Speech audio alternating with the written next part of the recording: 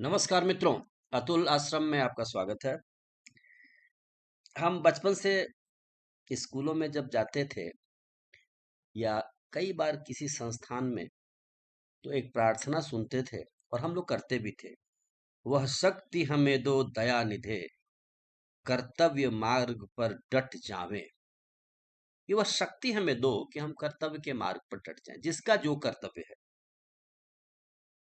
Railway का driver है, उसका कर्तव्य है ट्रेन को चलाना ठीक से, टाइमली चलाना और अच्छी तरह से चलाना, सावधानी से चलाना उसका कर्तव्य है। सबका अपना अपना कर्तव्य है। फौजियों का अपना कर्तव्य है, सीमा पर सुरक्षा का कार्य है। कहना ना होगा, हर का कर्तव्य है। दुनिया में सबका कर्तव्य निर्धारित भी है। भगवत गीता इस पर बहुत जोर भी देती है। स्वधर्मम निधनम श्रेयम पर धर्मो भयावह, कि अपने अपने धर्म पर अडिग होना चाहिए, अपना अपना कर्तव्य करना चाहिए, कर्म करना चाहिए। निज निज कर्म निरत श्रुति नीति मानस, प्रथम विप्र चरणन अति प्रीति, निज निज कर्म निरत श्रुति नीति, एहि कर फल पुनि विषय विरागा, तब मम भगति उपज अनुरागा। ये कर्तव्य की बात है। तो बड़ा ही प्रेरक ये प्रार्थना लगता था। और हम लोग, बहुत ही विख्यात, बहुत आसान और बहुत पॉपुलर प्रार्थना है ये।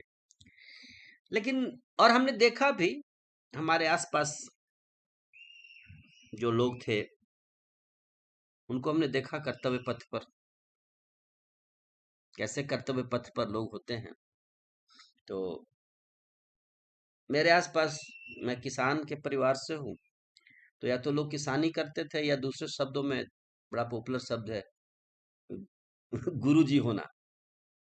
तो शिक्षक, हमारे यहाँ लोग शिक्षक थे, हमारे और हमारे आसपास के लोग। तो शिक्षक का क्या मतलब है? स्कूल शुरू होने के 1 घंटे पहले बिल्कुल धोती कुर्ता अच्छी तरह पहन के, एक छाता हाथ में लेके तेजी के साथ अपने स्कूल की तरफ। कोई साइकिल से देख जाता है स्कूल, वो भी एकदम बिल्कुल उसकी दिशा स्कूल की तरफ। बच्चे भी बिल्कुल स्कूल की तरफ। सवेरे का एक अजीब नजारा होता था।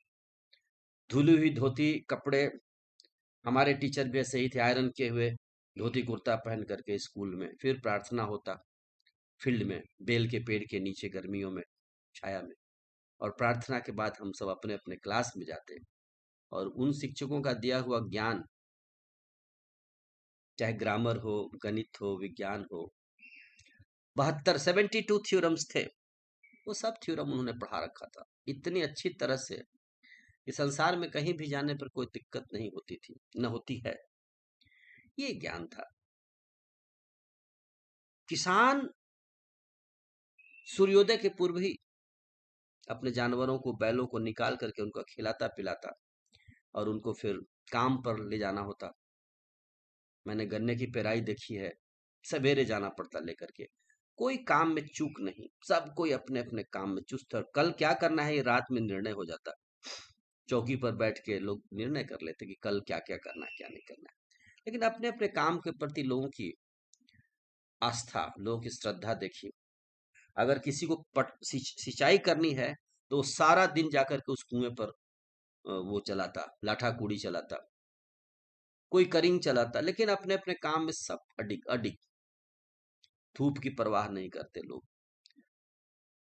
जिस जो हल चलाता था वो सारा दिन हल चलाता था, दोपहर में थोड़ा सा बैलों को आराम, और उसको आराम, उसमें रोटी खानी होती थी, फिर काम।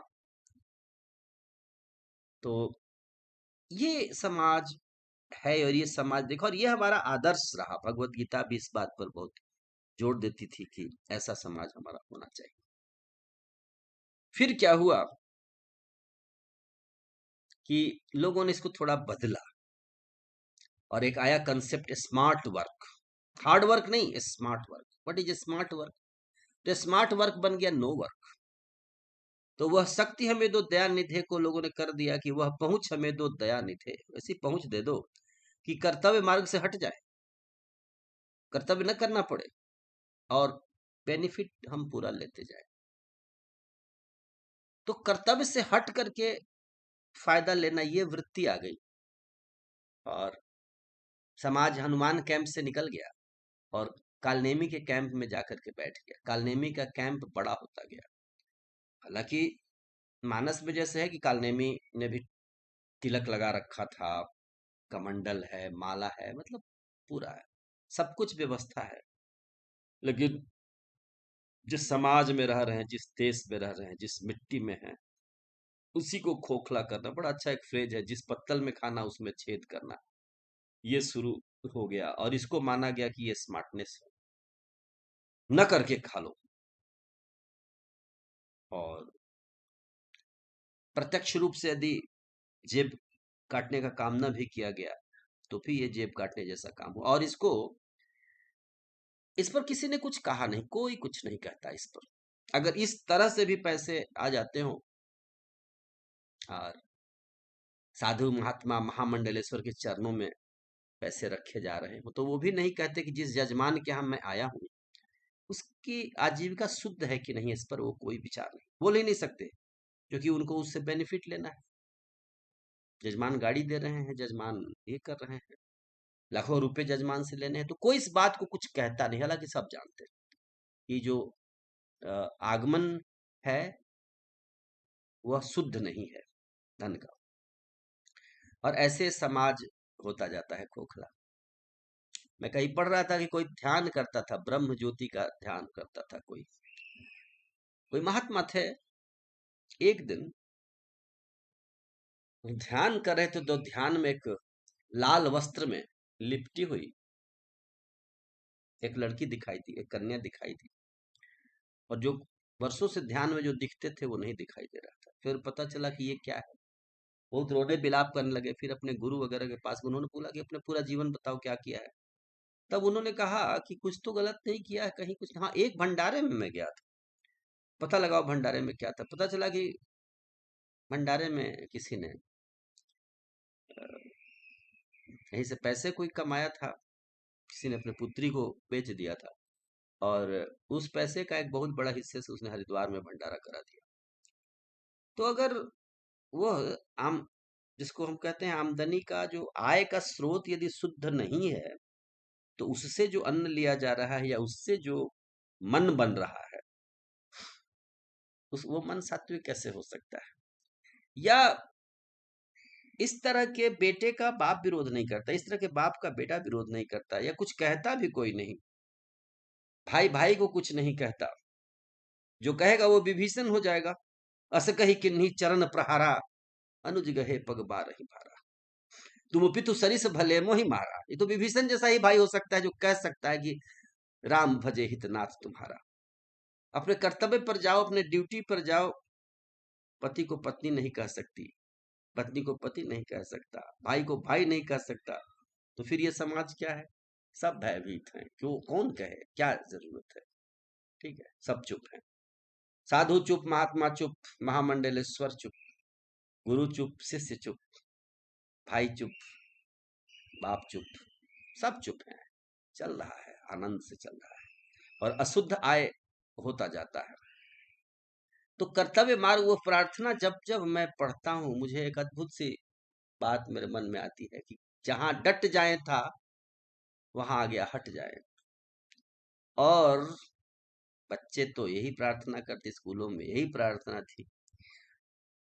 तो फिर हमें हमारे शिक्षक याद आते, उनका प्रतिदिन तेजी के साथ स्कूल आना, और लेट होने पर हमें डांटा जाता है, स्कूलों में दंडित किए जाते हैं छात्र। नियमित क्लासें लगती, सवेरे घंटी बजती, क्लास खत्म होती, दूसरे क्लास, ये सब हमने अपने आंखों से देखा है। और उस स्कूल से अद्भुत लोग निकलते, एक से एक लोग निकले। तो ये बहुत सोचने और देखने की जरूरत है कि हमारा आय शुद्ध है कि नहीं, और हम क्या कर रहे हैं। क्या हम अपने ही राष्ट्र, अपने ही जननी, अपने ही जन्मभूमि, अपने ही समाज को क्या खोखला कर रहे हैं, या हम भी कुछ योगदान कर रहे हैं। हम सबों के ऊपर ऋण है, देव ऋण, ऋषि ऋण और पितृ ऋण। तो क्या हम इस ऋण से मुक्त होने के लिए कुछ कर रहे हैं। आहार शुद्धि, सत्व शुद्धि, सत्व शुद्धि, ध्रुव स्मृति। तो मेरी बात आज आप लोगों को बहुत ही आदर्शवादी लगती होगी, हो सकता है आपको अव्यवहारिक भी लगे, लेकिन ऐसा है, ये हमने अपने ही लाइफ में ये फर्क देखा हुआ है। हमने जिस स्कूल में पढ़ाई की, उस स्कूल या हम जिन संस्थानों में पढ़ाते हैं वहाँ हमारे आसपास बहुत से शिक्षक सब सारे रिलेशन में। और मैंने देखा है कैसे धोती कुर्ता पहन के लोग भागते थे कितनी तेजी के साथ। तो ये अभी मेरे मन में अभी ये विचार आया था। वैसे छोड़कर तेरी जमी को दूर आ पहुंचे हैं हम। तो मैं जब दूर हूँ अपने घर से तो मैं कभी कभी हाल चाल वहां लेता हूँ। तो दो चीजें खबर आती है। एक तो खेत में पानी नहीं है, बारिश कम हो रही है। एक तो ये खबर आती है, दूसरी खबर आती है कि किसी अधिकारी के सख्त होने के कारण शिक्षक परेशान हैं, उन्हें अपने स्कूल जाना पड़ रहा है। और ये बड़ा भारी दुख का सबब बना हुआ है कि कोई अधिकारी आ गया, उसने शिक्षकों को उसके कर्तव्य की याद दिला दी कि भाई तुम्हें जाना है। और अफरा तफरी सा मच गया है समाज में। तो जहां ये बात है कि अपने कर्तव्य को ही हमें याद दिलाना पड़ रहा है तो एक अजीब स्थिति सी बनी हुई है। ठीक है, हम मिलजुल करके एक स्वस्थ, संपन्न, शक्तिशाली, ज्ञानवान भारत का निर्माण करें। सदा ही विधायक सोच रखें, सदा पॉजिटिव सोचें। आस्तिकता का ये अर्थ ही है कि सदा पॉजिटिव सोचना है। सदी हमारी सोच विधायक होनी चाहिए कि जो कि जब जब तक सूर्य उगता है, जब तक झरनों में जल बह रहा है, गंगा नदी में जब तक जल बह रहा है, और जब तक बीज अंकुरित हो रहे हैं, तब तक नैराश्य का कोई स्थान ही नहीं है समाज में। जय श्री राम, जय भारत, जय जगत। धन्यवाद।